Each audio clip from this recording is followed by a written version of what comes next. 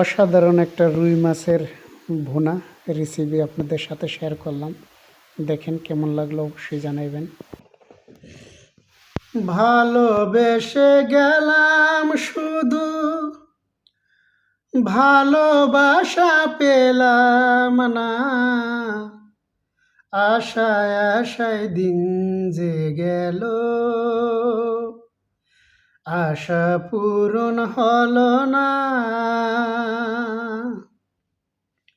আসসালামু আলাইকুম প্রিয় ভাই ও বোনেরা, সকলকে দেলোয়ার লাইফ স্টাইলে সুস্বাগতম। আজ আপনাদের মাঝে আরেকটা নতুন ভিডিও নিয়ে উপস্থিত হলাম। আশা করি ভিডিওটা খুব ভালো লাগবে এবং মনোযোগ সহকারে দেখবেন। তো প্রথম একটু গানের কলি দিয়ে শুরু করলাম। আসলে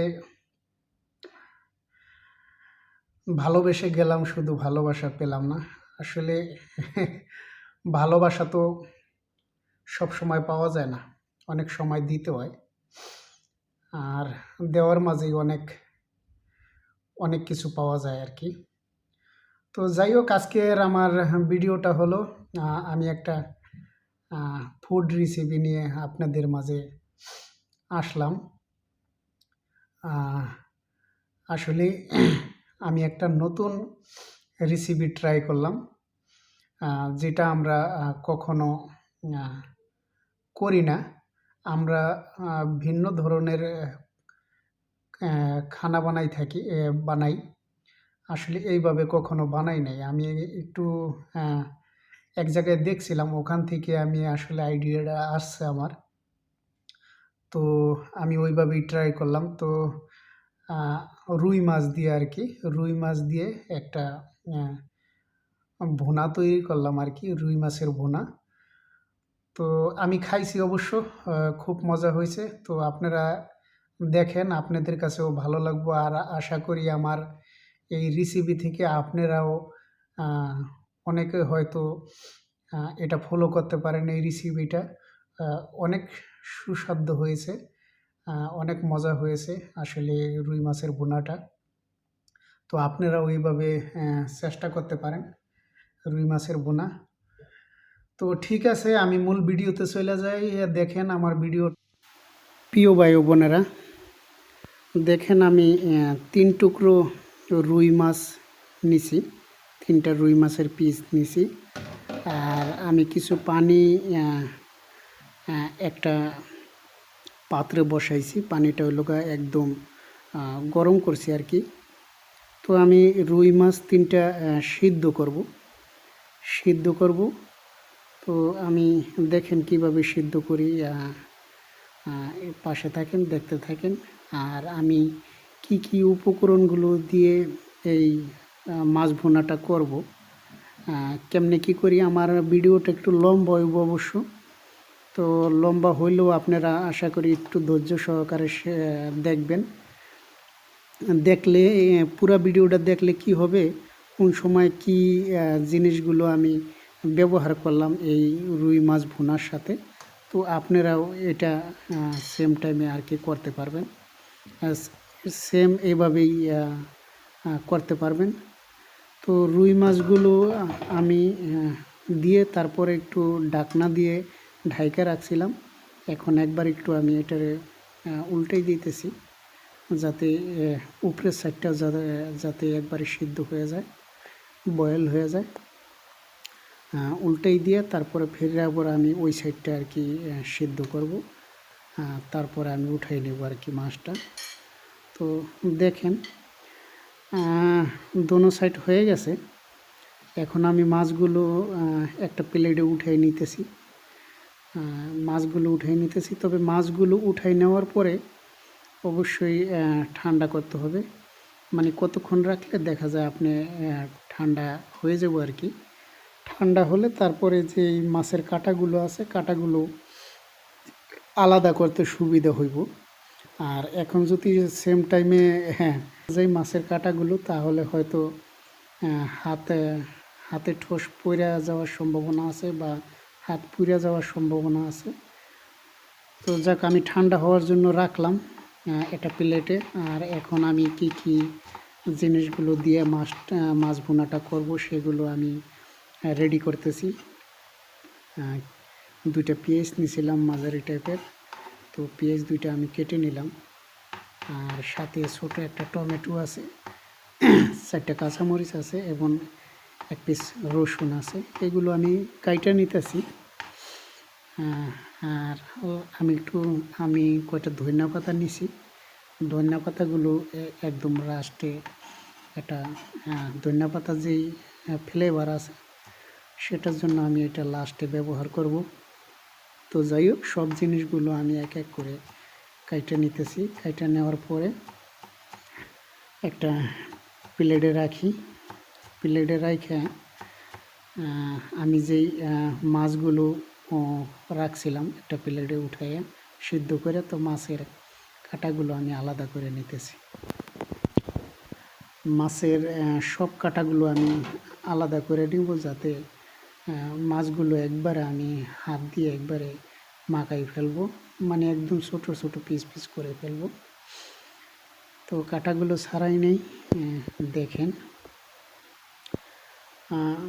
যে কোনো বড় ধরনের মাছ আপনারা নিতে পারেন, যেই সব মাছে কাঁটা কম ওই সব মাছ নিতে পারেন। আর কাঁটা যদিও বড় কাঁটা থাকে, যাতে কাঁটাগুলো আলাদা করতে ইজি হয়, এরকম ধরনের মাছ নিতে পারেন। আর আমি তো রুই মাছ দিয়ে এটা তৈরি করছি, আপনারা চাইলে যে কোনো মাছ দিয়ে এই রেসিপিটা তৈরি করতে পারেন। এটা আপনাদের যার যার রুচি। প্রথম আমি এই পদ্ধতিতে মানে মাছ পাক করব, আমি কখনো করি নাই, ফার্স্ট। দেখেন মাছের কাঁটাগুলো সব আমি ছাড়াই নিছি, আর মাছগুলোরে আমি পুরো একদম ঝুরি ঝুরি করে ফেলেছি হাত দিয়ে। আর এখানে আমি ধনিয়া পাতা, পেঁয়াজ, মরিচ, টমেটো সব জিনিসগুলো আমি নিয়ে নিছি, কাইটা একদম রেডি করে রাখছি। এখন আমি এটারে সরষের তেল দিয়ে এটা আমি পাক করব। মাছের সাথে সরষের তেল দিয়ে পাক করলে কি হয়, আসলে খুব স্বাদ হয়। সরষের তেলের একটা আলাদা ফ্লেভার আছে, এবং সরষের তেলের দিয়ে যে কোনো জিনিসই আমরা তৈরি করি না কেন, একটু আলাদা একটা ফ্লেভার পাওয়া যায়, এবং সুস্বাদু খুব ভালো হয় আর কি। তো আমি প্রথমে কিছু জিরা দিয়ে নিলাম, তারপরে যে রসুন কাটা ছিল আর কাঁচামরিচ এগুলো দিয়ে দিলাম। এগুলো আমি একটু মিডিয়াম সাইজে মিডিয়ামভাবে একটু ফ্রাই করে নিব। নেওয়ার পরে আমি পেঁয়াজগুলো দিয়ে দিলাম সাথে। এখন এগুলো একটু মিক্স করে আমি যাতে ব্রাউন কালার হয়ে যায় ওইভাবে আমি রাখবো। ব্রাউন কালার করার পরে টমেটোটি একটু অ্যাড করে দিব। এক একজনে এক একভাবে এক এক পদ্ধতিতে তৈরি করে, তো আমি এইভাবে করলাম। স্বাদ মতো লবণ দিয়ে দিলাম। লবণটা এখন পরিমাণ মতো দিলাম, আমি কোনো মেপে দিলাম না, আমার আইডিয়া অনুযায়ী আমি দিলাম। তো পরবর্তীতে হয়তো আমি টেস্টটা চেক করে নিব আর কি, যে যদি একটু কম বেশি হয় ওইটা আমি কারেক্ট করে নিব। দেখেন মোটামুটি একদম ব্রাউন কালার হয়ে গেছে। আর এখন আমি টমেটোগুলো দিয়ে দিই। টমেটোগুলো দেওয়ার পরে একটু ঢাকন দিয়ে বন্ধ করে দিব, যাতে এটা ওটার সাথে হয়ে যায়। তারপরে আমি যেই মরিচের গুঁড়া, তারপর আছে মিক্স মশলা, আর লগে হলুদের গুঁড়া, এই 3টা আইটেমে আমি এটার সাথে অ্যাড করতেছি। এটা মিক্স মশলা, আর আগে দিলাম ওই লগে আমি মরিচের গুঁড়া, আর এখন একটু হলুদের গুঁড়া দিয়া তারপরে এটা আমি কষাই নিব। কষাই নেওয়ার পরে আমি এটার সাথে একটু পানি অ্যাড করব, একবার সীমিত পানি অ্যাড করব, কারণ মাছগুলো আমার অলরেডি সিদ্ধ হয়ে গেছে। তো আমি কষাই নেই, মাছগুলো সিদ্ধ করা যেহেতু, তো সেহেতু আমার আর এত করা লাগবে না। দেখেন আমি একদম কষাই নিয়েছি, হালকা একটু পানি অ্যাড করে। খুব সুন্দর একটা কালার কিন্তু আসছে। আসলে আমি ক্যামেরাটা একটু উপরের সাইডে রাখছিলাম, তো এই জন্য যতটা দেখতে সুন্দর ছিল, কিন্তু ওই সুন্দরটা দেখা যায় না। যাই হোক, কষানোর পরে আমি যে মাছের গুঁড়াগুলো বানাই রাখছিলাম ওগুলো আমি অ্যাড করে দিলাম। এখন এটা পুরোটা যে আমার মশলা আছে ওইটার সাথে আমি এটা একদম মিশিয়ে নেব। মিশিয়ে নেওয়ার পরে এখন আমি একটু পানি অ্যাড করে দেবো আর কি, যাতে যেই আমার মশলাগুলো আছে মাছের সাথে একদম যেন ভালোভাবে মিশে যায় আর কি। তো এখন আর আমার বেশি সময় লাগবে না, আমার মনে হয় 3-4 মিনিট আর কি আমি জাল দিলেই তারপরে এটা আমার হয়ে যাবে। যাই হোক, এটা ছোট বাচ্চারা যারা আছে তাদের জন্য খুব সুস্বাদু খাবার। স্পেশালি অনেকে এক সময় আসে না, বাচ্চারা খানা পিনা খাইতে চায় না, তখন এইভাবে যদি এই মাছ ভুনা করে যদি বাচ্চাদের দেন তাহলে কিন্তু বাচ্চারা অনেক মজা করে খাবে।